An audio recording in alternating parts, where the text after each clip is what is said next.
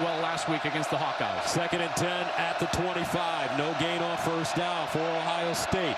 Here's Stroud with time, delivers, sideline caught. Marvin Harrison Jr.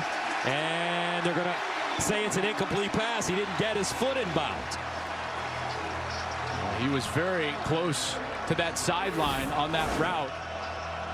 As he tries to turn back for the ball, and did that foot land in? Nope. Toe heel, clearly out.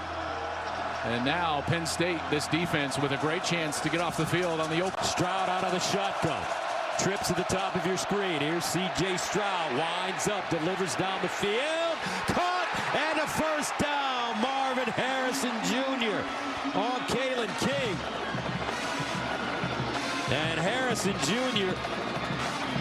freed himself and picked up a big one. Well, he does such a good job at the line of scrimmage of getting space. And look there, early in the route, a bit of a shove off, and then he's able to create the space, and it's a beautiful throw from C.J. Stroud. One of the things that the Ohio State receivers talked about all week is matching the physicality in Ohio State. 2 turnovers already for Penn State. C.J. Stroud underneath, and it's caught. Marvin Harrison Jr. with the grab. Another big one. Keaton Ellis with the tackle, and that's a gain of 17. First down to the Penn State 23 for Ohio State. Stroud delivers over the middle again to a galloping Marvin Harrison Jr.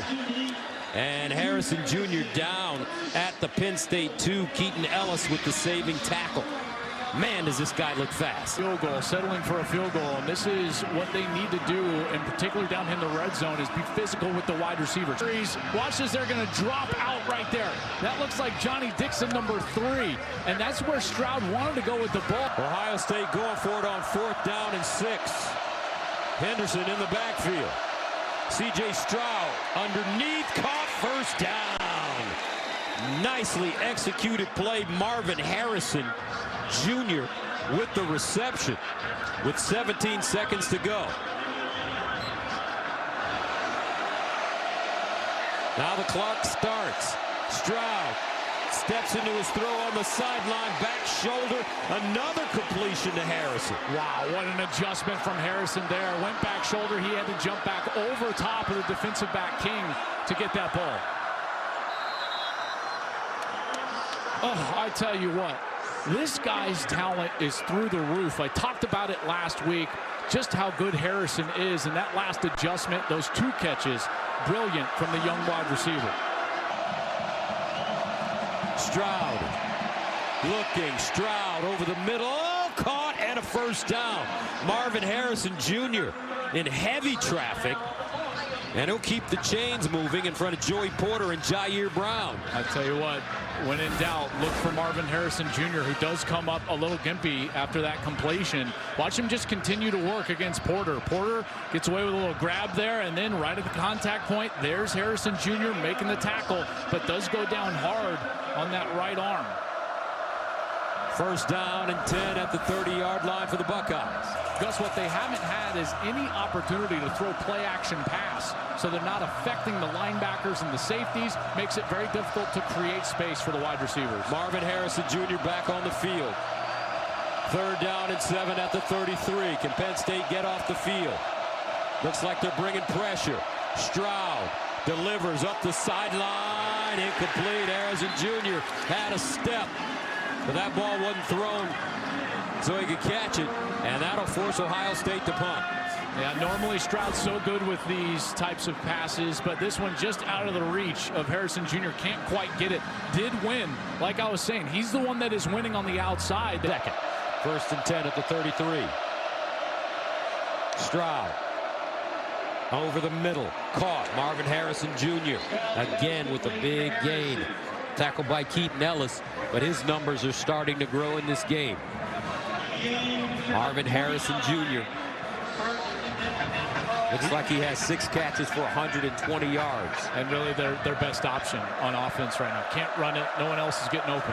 Make it 7 catches now for 136. They swing it out wide. And Harrison Jr. again. And they offside. Take this. Defense number 3. 5-yard penalty. First down. First down. Henderson. Make that Stroud over the middle, and a nice throw. Marvin Harrison Jr.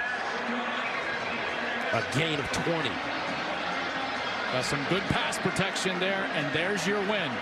He's the best player on the field right now for Ohio State. If they want to move the ball, it's to Harrison Jr.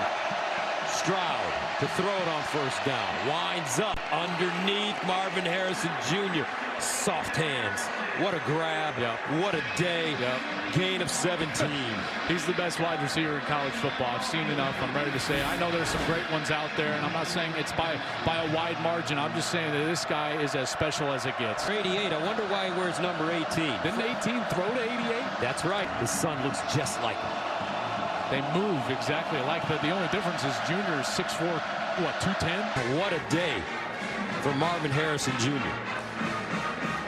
Well, you're going to see the stat sheet and you'll be like, oh yeah, Marvin Harrison Jr. played well. But it was even better than that, Gus, because for a large chunk of the day, offensively, Ohio State didn't have much. They couldn't run it. The passing game wasn't great. And so what did they do? They had to go to number 18, and he delivered, creating space.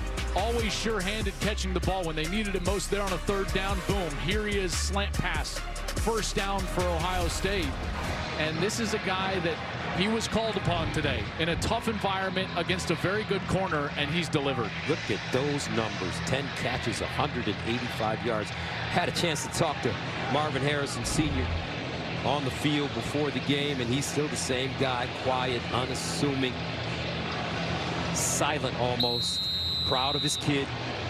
Sees the similarities between the two, especially with those choppy steps in their route running. But it's Gus, it's the small choppy steps, but then the explosive longer steps to create the space. You know, it's the combination of the two that make him so good. It's his first game in the state of Pennsylvania since high school, and it was coincidentally the Penn State-Ohio State game in 2018 when he decided he wanted to play for the Buckeyes. Now, you've been talking about his relationship with his dad. They're so close. They talk on Sunday. They love watching the NFL, going over routes together, and everyone talks about his natural athletic ability. We know that, but then when you ask the coaches, you see Brian Hartline there talking about him. He said he is the CEO of his own football endeavor, never leaves one rock unturned. Particularly on the road. Tennessee will get great value if they're able to beat Kentucky. Gus, you know, that win against Alabama will probably carry the day, but I think the top three teams in the country in some order are Georgia, Ohio State, and Tennessee.